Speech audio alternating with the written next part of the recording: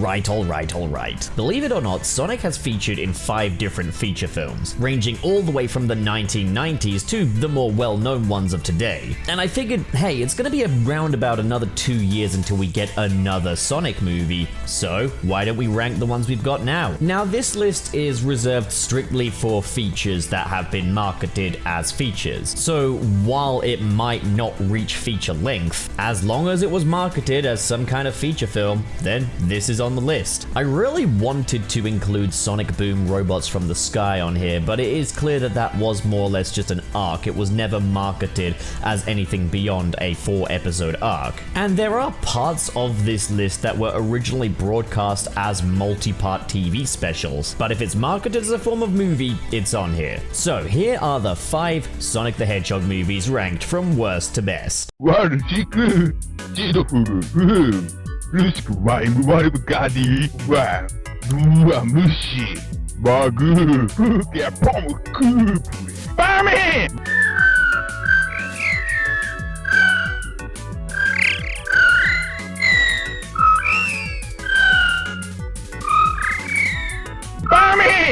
In 6th place, we have Sonic's Christmas Blast, and of the third of the Blast trilogy, going from Sonic 3D Blast to Sonic Blast to Sonic's Christmas Blast, well, Sonic's Christmas Blast is by far the best. No, but in all seriousness, Sonic's Christmas Blast is a very charming little piece of Christmas viewing. This straight-to-DVD little mini-feature is sure to get you in the Christmas spirit. This short kind of exists at the interim between the adventures of Sonic the Hedgehog and Sonic the Hedgehog Sat AM, as the versions of Robotnik, Scratch, and Grounder from Adventures of Sonic the Hedgehog are all present here. However, Princess Sally is loosely involved in this one. And I say loosely because she doesn't say a word, and she is sporting a new pink color scheme. It would be a significant amount of time between now and the next time a woman would land a speaking role in a Sonic project, and even then she was voiced by J. Lil White, who, last I checked, is a male. So really it's more the world of the Adventures of Sonic the Hedgehog, but with Princess Sally making a cameo. If you enjoyed the Adventures of Sonic the Hedgehog, then out of this, you're getting a fun little Christmas special.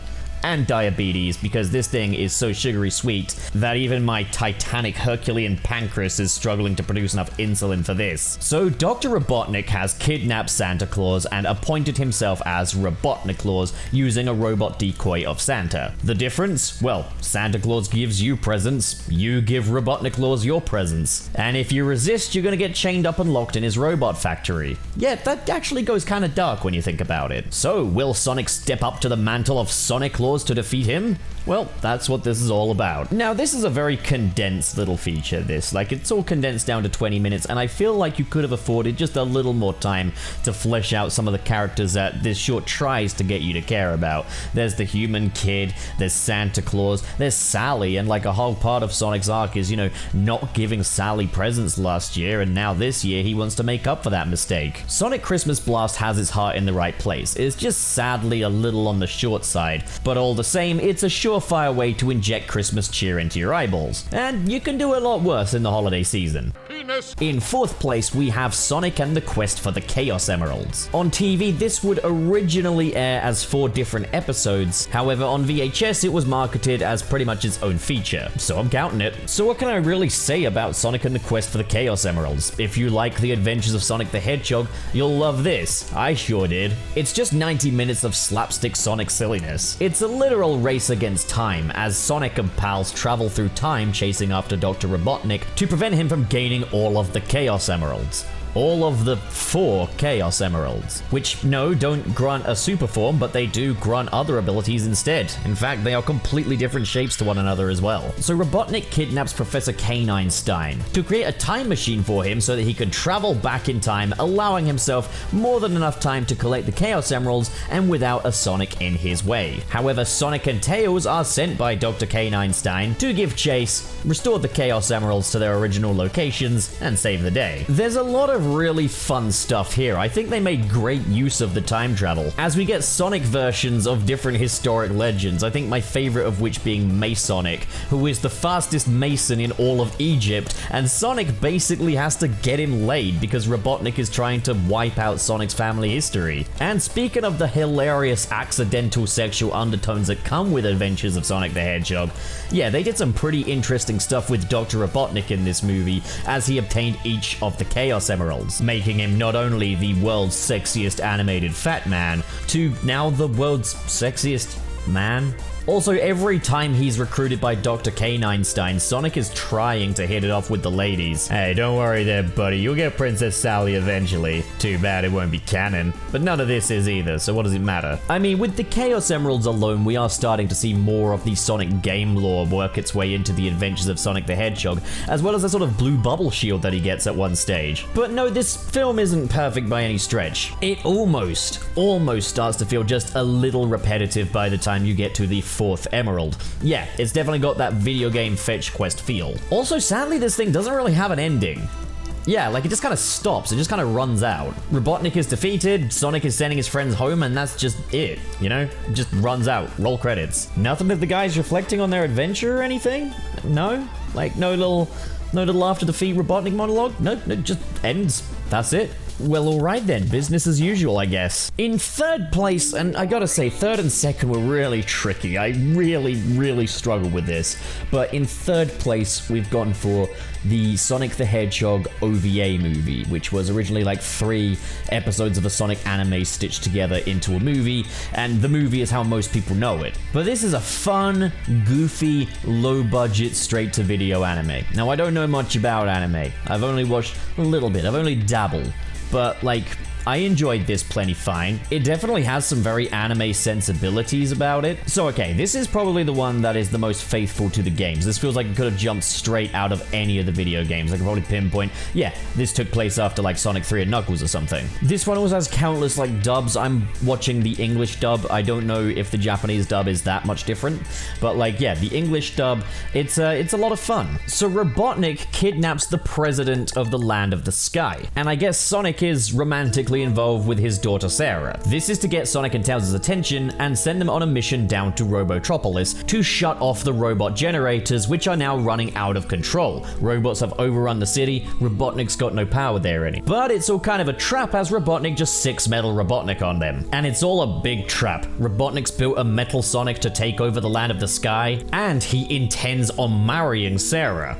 Get cucked, Sonic. So Sonic, Tails, and Knuckles must venture to the ice caps to defeat Metal Sonic and Dr. Robotnik once and for all. Okay, so it is kind of very event by event. It's a little disjointed in the middle, and yeah, you can tell that's where 2 episodes were kind of sewn together. Like, episode 1 is Robotropolis Saga, episode 2 is the Metal Sonic Saga. They go together just well enough for it to feel like the same movie, but at the same time, it's not perfectly seamless, and you might notice if you know about it already. One of the things I really love about this one is I feel like they really got the Sonic feel down with the animation. This definitely feels more like the Toei Sonic animations from Sonic CD, and a full 50-minute feature of just that? Yeah, count me in. The music also feels arguably the most Sonic-y out of any of the movies on this list. Overall, Sonic the Hedgehog the OVA is a fun little treat for Sonic fans, and if you're looking for an entry point into the anime genre, well, this didn't turn me off, so hey. In 2nd place, we have Sonic the Hedgehog,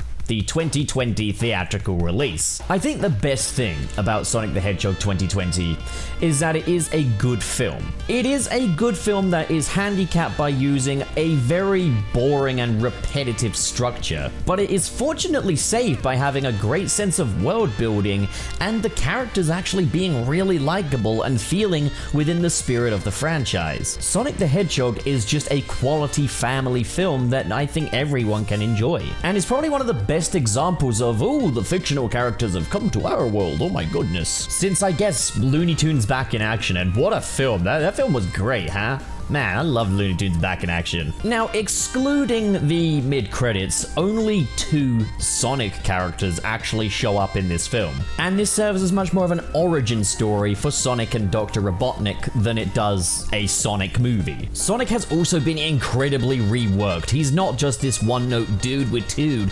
He's a guy that suffers from actual loneliness and depression. See, these movies fully commit to Sonic being an alien from another world, or as the Sonic 2 novelization puts it, the child of Mobius. And they've really fleshed out this character and his history within his own world in a way that doesn't dismiss the Sonic games, but builds on top of them instead. For example, the way they've rationalized rings in these movies. The rings are basically portals that allow Sonic to travel through to other planets and worlds. It's basically a very advanced form of transportation. This film isn't gonna blow anybody's mind, and is ultimately held back by its need to kind of cling on to this very tried and true formula that they're going for. But Sonic the Hedgehog 2020 is just a really charming film. Now, before we get to my number 1 pick, which shouldn't be a surprise, I am just gonna dish out a few quick honorable mentions. These are the ones I just cannot count as features. Sonic Night of the Werehog, more akin to a special feature accompanying Sonic Unleashed than a feature of its own. Night of the Werehog feels exactly like what if Pixar made a Sonic the Hedgehog short film to go in front of a major release. And yeah, I'd say without a doubt that the animation is definitely up to snuff here. The quality that Marza Animation Planet can deliver is front and center in this animation. Not to mention it's silent as well, with no actual voice acting here, aside from maybe a couple of grunts. It's a fun, cute little short. But of course, with the Werehog's inclusion, it is entirely dependent on context from the Sonic Unleashed video game. And oh my god, look at these end credits. That they're so doing their best at being Pixar. This is so cute. Sonic Boom, Robots from the Sky. This 4-part saga makes up around about a 40-minute feature, making it the longest and probably the largest scale of any Sonic Boom episode. This time, the big Robotropolis is actually the land of the sky. See, you're getting confused? Sonic and the gang have to rescue Morristown, the land of the robots who are not very good at naming things, from Dr. Eggman's new virus that is taking control of the robots from the sky. And all of the fun that is Sonic Boom, and I adore Sonic Boom. You can all get out of my face. I will die on that hill. It's a fantastic show. Those brilliant portrayals of Sonic, Tails, Knuckles, and Amy, of course Dr. Robotnik, Orbot, and Cubot, they're all here. Teamed with the witty sense of humor that comes along with Sonic Boom. It's all here, front and center. We also get new robotic forms for Sonic and the gang. Yep, I think this might be the first time that Tails and Amy have gotten robotic counterparts. Now, at 4 parts, I do feel like this does run a little long. Yeah, I can't believe I'm saying that. Like, it's only like 40 minutes, but the thing is, it feels like it ends at part 3. The main threat is resolved by the end of part 3. And then part 4 is just like, oh, Eggman's back, and yeah, he's doing another attack on Morristown. Better get the gang together. Yeah, it does run a little long, but this does make a good case for Sonic Boom as feature stories. I mean, Christ, I think pretty much all of Sonic Boom makes a great case for Sonic Boom existing, but hey, we're past that, it seems. You won, Jane. Take the money, leave my house. I hope it makes you very happy, Jane. What a sad little life. Sonic the Hedgehog Drone Home. This short takes place shortly after Sonic the Hedgehog 2, with Sonic, Tails, and Knuckles facing off against a stray Robotnik drone. This short did a really nice job at characterizing Robotnik's badniks, as this drone right here is not quite the cannon fodder that the other drones we've seen in Sonic movies so far have been. So it is a charming little side story that does add a little something to the Sonic movie universe. And the characterization of Sonic himself, it's the movie version played by Ben Schwartz, so what can go wrong? That's a really great version of this character. Although sadly Knuckles has been perhaps just a little too dumbed down. I believe this thing is marketed more towards kids than the feature films themselves, so I am definitely keeping that in mind. But yeah, sadly it's not quite the same Knuckles that we got in the Sonic 2 movie. And in first place we have Sonic the Hedgehog 2. The movie. So if Sonic the Hedgehog 2020 laid down the foundations for a really nice portrayal of Sonic and his world, but was handicapped by a pretty formulaic story, Sonic the Hedgehog 2 taps into the Pandora's box, which is the rest of the Sonic universe, and displays the full glory of the Sonic franchise like it is a badge of honor. Rather than introducing Tails and Knuckles and sending them all on an adventure together, this film adapts the story of Sonic Sonic 3 and Knuckles, which is a great source material to adapt. It's a really good story. Except here we learn a lot more about the origins of the Master Emerald and the Chaos Emeralds with it. How their history and ancestry has pitted Sonic and Knuckles against each other for the power of the Master Emerald, and how it's up to these two prodigal sons to put a stop to that cycle of violence and war, and become family, establishing a new order to protect the universe from the likes of Dr. Robotnik. Yeah, that is awesome. That is absolutely 100% the best I could ever ask for. But wait, who dropped a 5-minute rom-com in the middle of this Sonic movie? Ew, get that out of here. Yeah, there is still room for improvement going forward. There is a big chance that when Sonic the Hedgehog 3 the movie comes out, that could make the top of this list. Ultimately, if they can just carry the energy they approached Sonic the Hedgehog 2 with, and then, you know, not drop a 5-minute rom-com in the middle of it, then we got a new #1 spot, right? I mean, I would think so. I mean, knowing Shadow's gonna be in it as well. That's, I mean, easy win, right? I'm trusting you guys not to mess that up. But, you know, you have my trust after the previous 2 Sonic movies. You got a good track record. If you can get 3 for 3, that'll be amazing. Sonic will have truly knocked our socks off.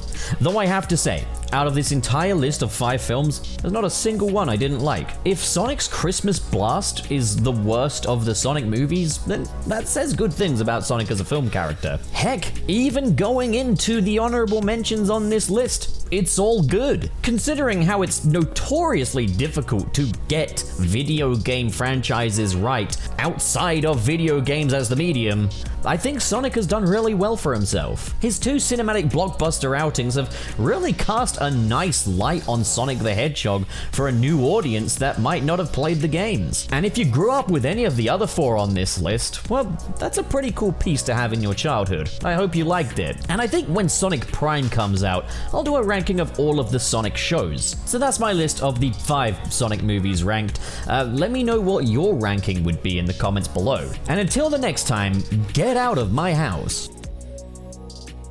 I say, you've made it to the end of the video! Congrats. No, but seriously, thanks a bunch for watching. And just now, I'll be extending a special thanks to the patrons in the $10 tier, who are the amazing Adam Myers, the courageous Ken K, the legendary Ray Ray, the magnificent Mr. SP, and the super Sergio. What an amazing and generous bunch of people. Thank you guys so much for your support. And if you want to join the ranks of these amazing people right here, the link to my Patreon is in the description below. Guys, these are not the easiest times in the world financially, so every little bit you folks are donating is doing wonders. I really would love to be able to do YouTube as a proper fully fledged career someday. It might just be a pipe dream, but maybe you guys can prove some people wrong. But of course, if donations aren't your thing, then, well, it means plenty to me that you just hit that cute little subscribe button over there. I didn't mean hit that way. Well, that's me done for the day. Thanks a whole bunch for your support, and have a fantastic day. I'm gonna see you so soon.